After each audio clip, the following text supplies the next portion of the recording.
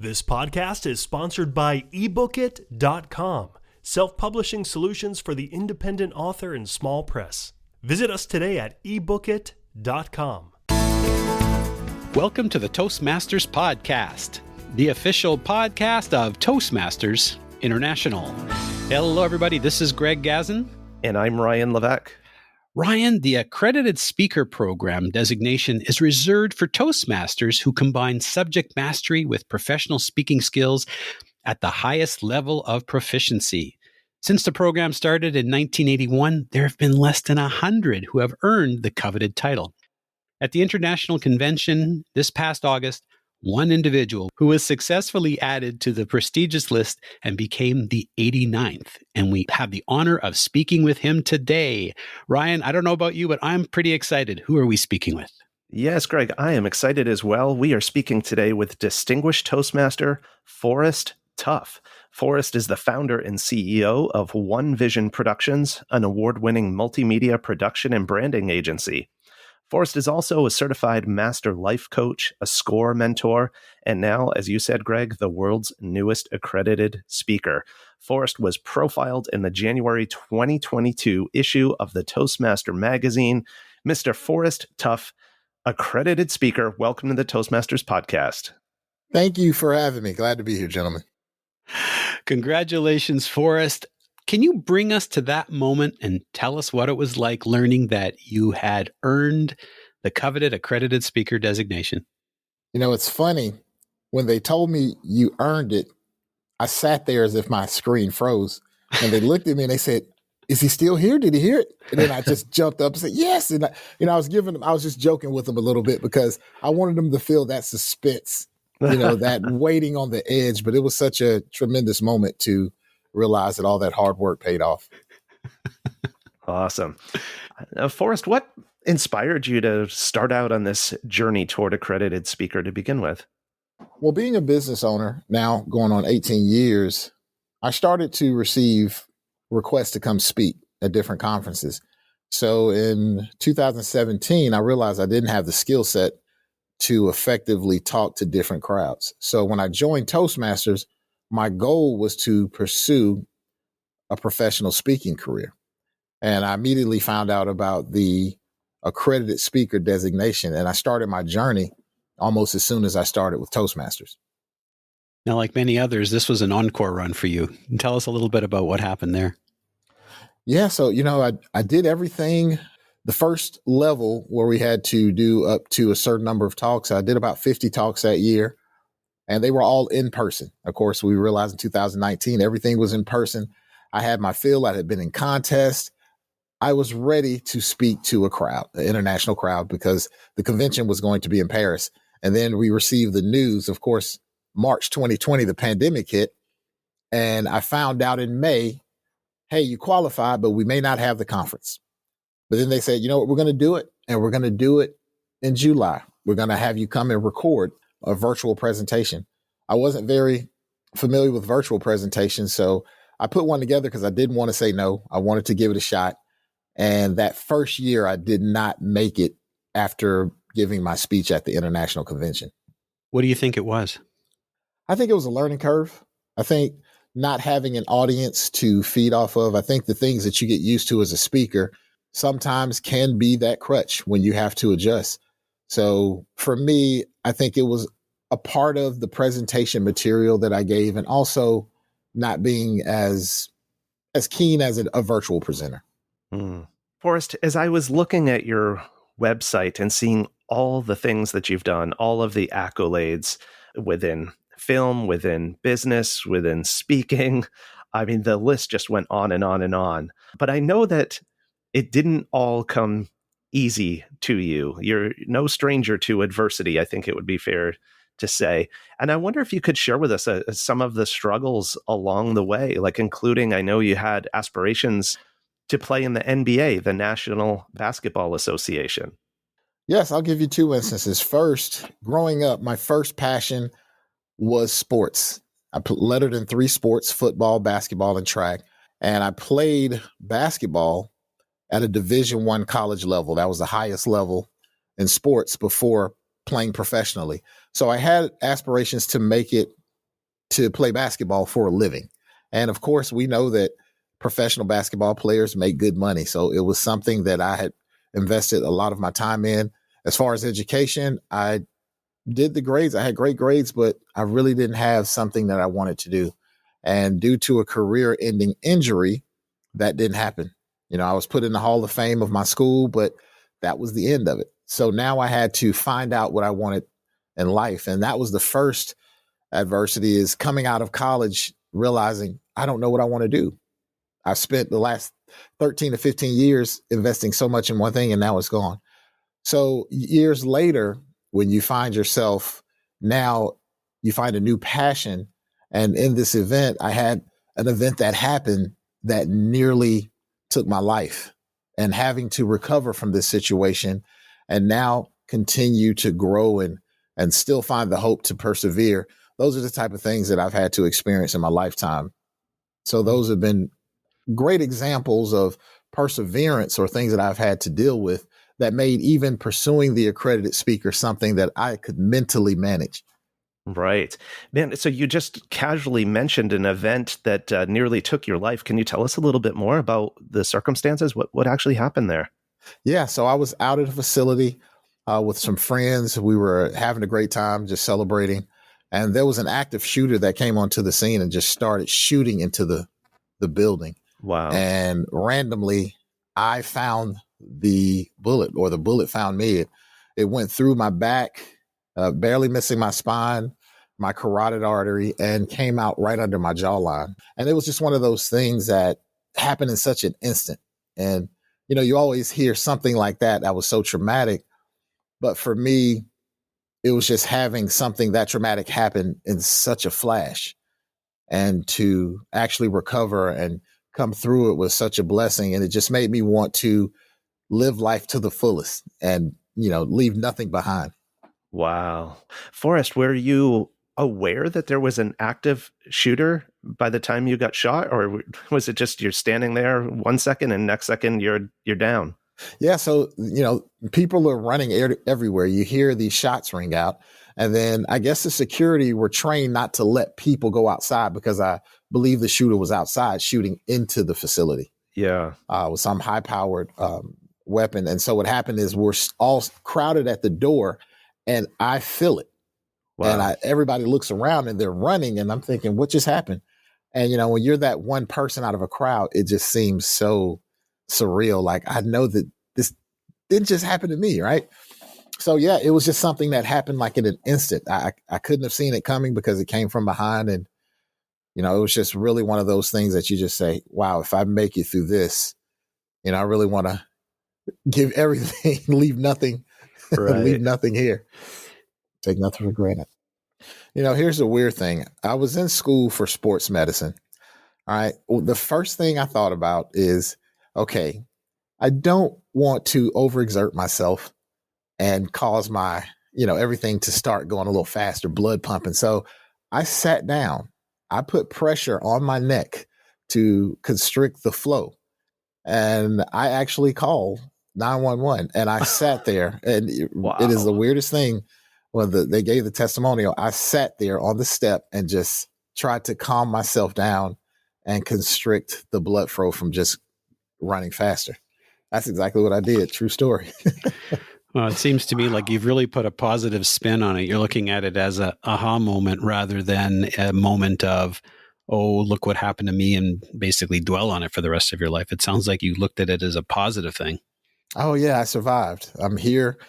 I was able to see my kids grow up and go to college. It's a positive thing to have survived, because in any other instance or situation, it could have been someone else and they may have not survived. Yeah. So, I'm just grateful that how it happened, that I was able to survive that incident.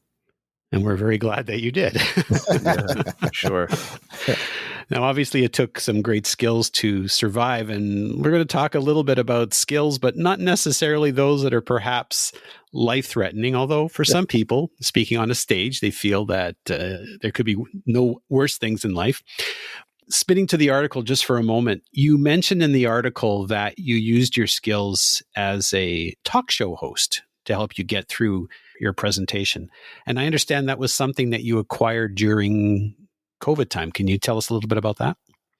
Yes, I had plans to start a talk show before the pandemic hit, and that derailed the plans a little bit. But after the accredited speaker presentation, I recognized, okay, there's some things I can do to become more comfortable as a virtual presenter. And I said, why not go ahead and do your talk show online? And so I got with my team, we scheduled interviews, I practiced looking into the camera, presenting myself, and I realized it was a different skill set as opposed to, talking to a crowd of people. You have the options to work the crowd, the left, the right, the center, whereas now your crowd is right in that camera.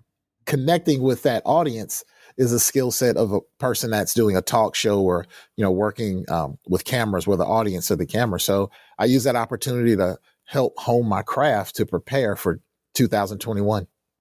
Listening to you speak here today, Forrest, I mean, you're so clear and articulate and precise. It's hard to imagine you joining Toastmasters because of a perceived deficit in your presentation skills.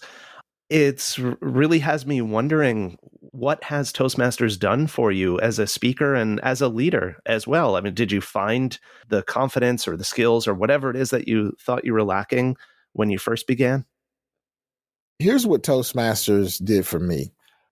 I had the ability to speak. I've been in sales before in jobs.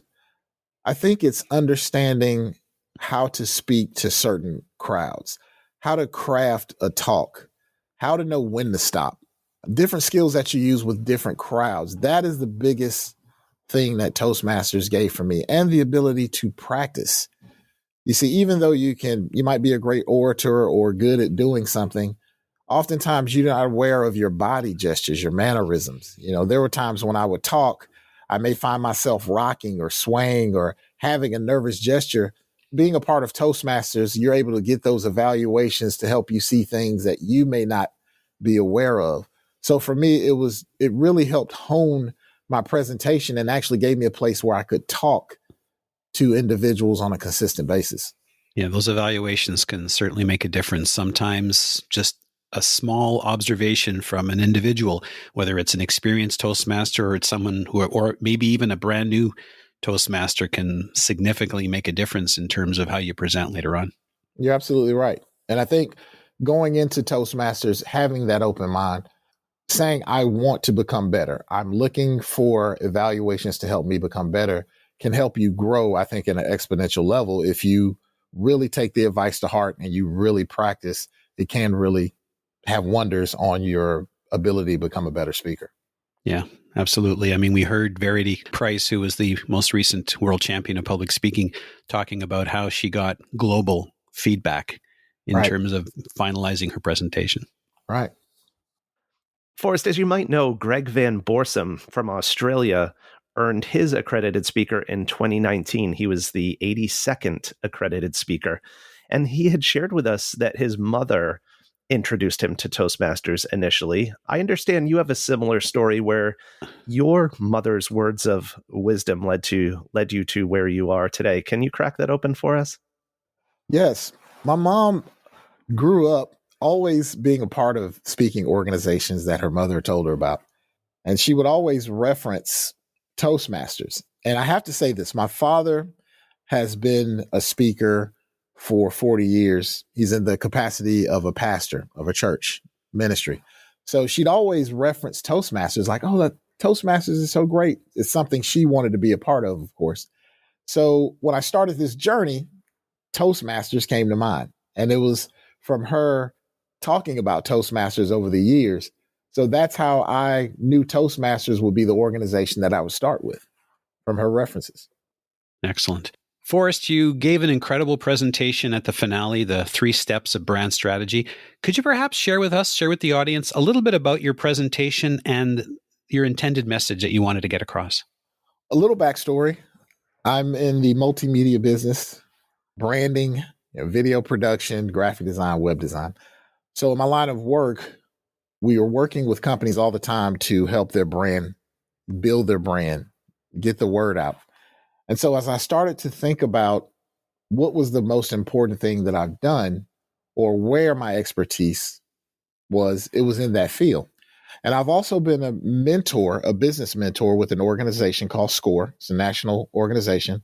I've been a business mentor with them for 7 years. And I've had the opportunity to work with hundreds, if not in the thousands, of small business entrepreneurs or individuals looking to build their business or sustain their business.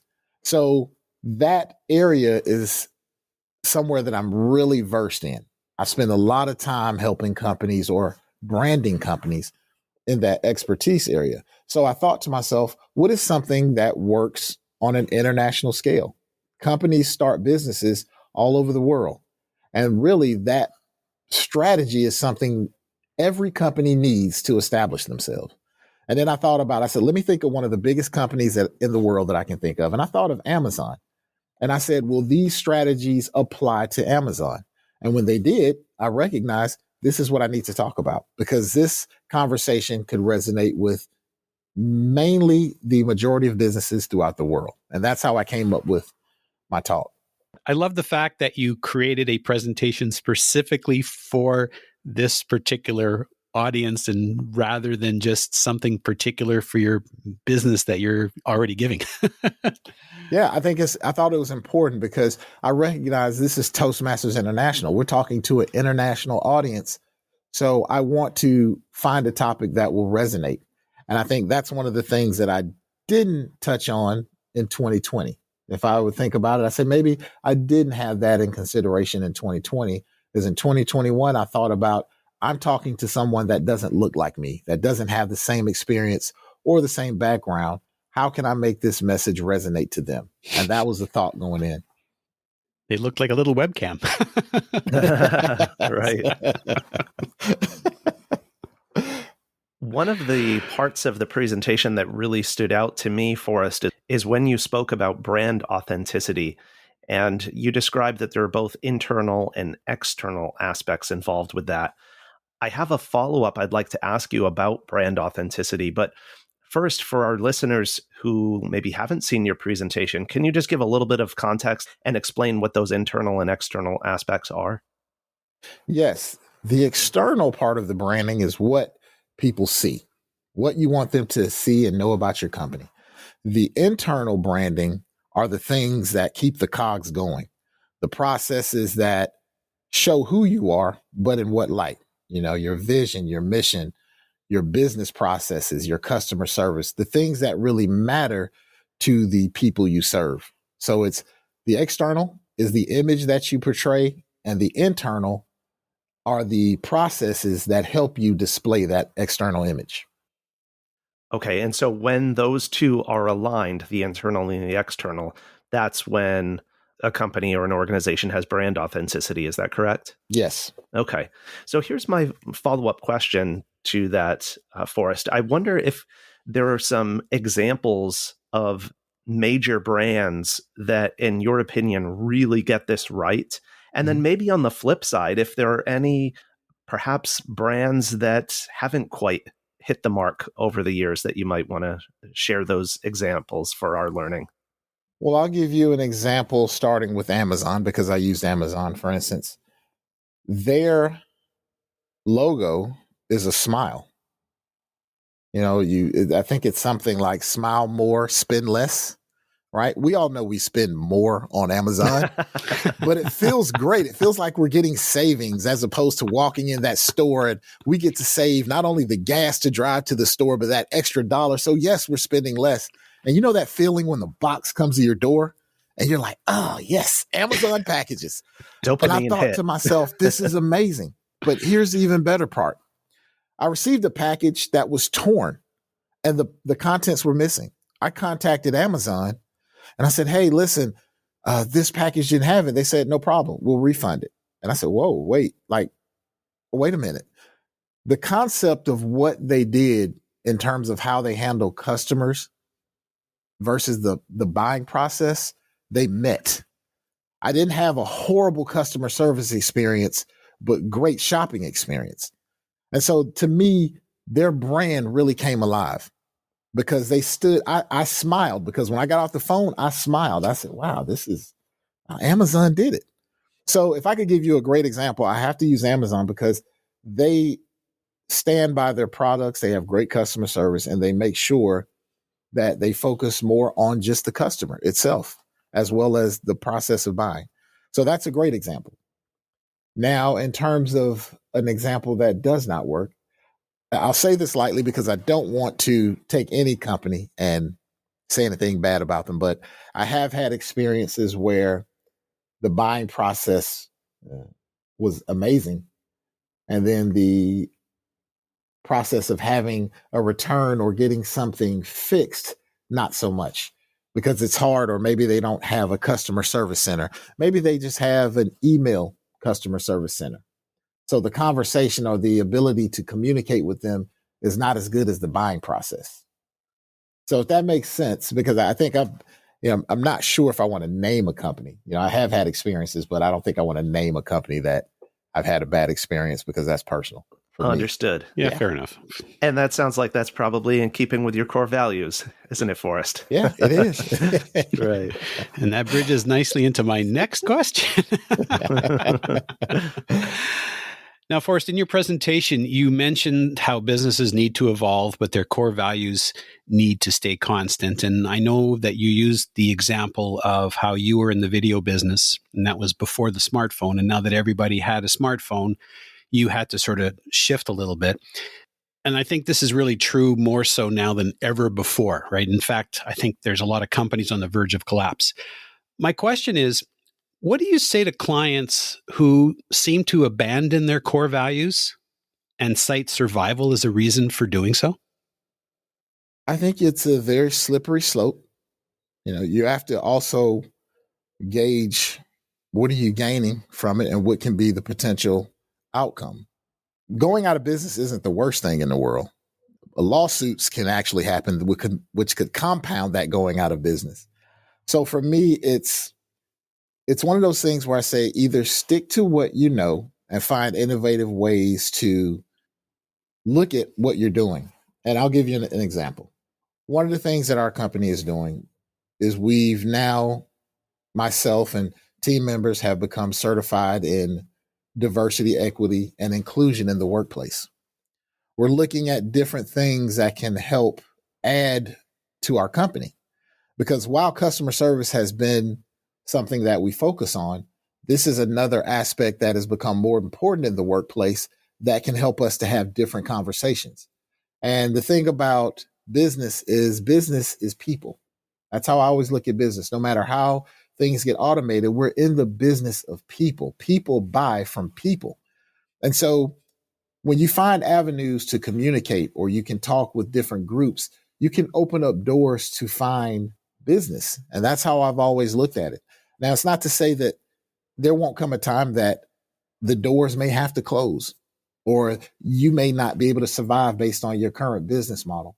But I think before you go looking for ways to get over on customers or do anything to make the ends meet, I would suggest trying to find innovative ways to find revenue or avenues for your company to sustain, as opposed to just the service, because that really doesn't speak to just what we do, but it's creating avenues for us to meet new people that could create potential business. That is certainly some sage advice. Wow, this has been an incredible conversation. I've really enjoyed this, getting to meet you a little better, learning more about your presentation. Folks out there, if you really enjoyed this episode, I'm sure you have, please take an opportunity to share it with someone. Again, you can find this episode and along with all the other Toastmasters podcast episode at toastmasterspodcast.com, toastmasters.org, Apple Podcasts, Google Podcasts, and anywhere that you get your podcast feed. And don't forget to check out the January 2022, a new year, 2022 issue of the Toastmaster magazine, and read the profile on Forrest Tuff. Forrest, before we let you get back to your day and to your business, can you share with us how our listeners can get in touch with you, follow you, perhaps even book Forrest Tuff to speak to their organization? Yes, you can find me at forresttuff.com. That's 2 R's, 2 T's, 2 F's, forresttuff.com. ebookit.com. From there, you can find any of my social media platforms or links to get in touch with me, book me for your next event, or just start the conversation. Fantastic. And we'll certainly put your contact information in the show notes. Okay. Forrest, we appreciate you coming on the show today. This has been great, and we wish you continued success. Thanks, Forrest. Thank you, guys. It's been my pleasure.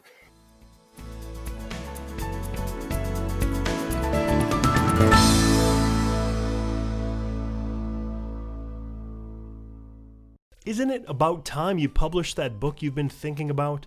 We can help with that. At ebookit.com, we've been providing authors and small presses with ebook publishing services since 2010. Visit us today at ebookit.com and let us know how we can help you.